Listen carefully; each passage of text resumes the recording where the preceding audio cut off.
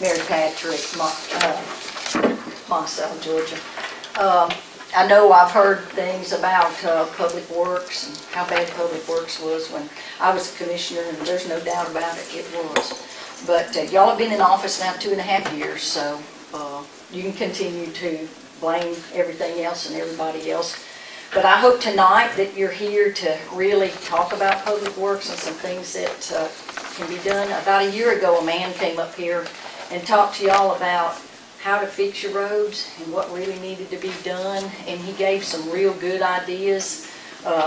Some of them like getting the grass off the back of the side of the roads and some other things like that. I hadn't seen that any of that has happened. But somehow you always rely on Public Works to get your job done, and Public Works really hasn't gotten the job done, and they really haven't gotten the job done in the last decade.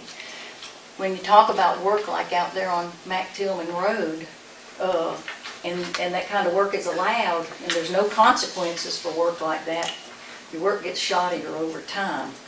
As I told Mike Benton the other day, we were talking about it, and I told him, I said, the supervisor of that job should have either made those men come back and redone the job, or they should have been fired. And until you have something like that happen, it's going to be not a one-time problem, it's going to be an all-the-time problem. And I think that's what we've got in Public Works now, because there doesn't seem to be any supervision or accountability, and it's not training. I've heard y'all talk about training, we talked about training, board before that talked about training. We have training.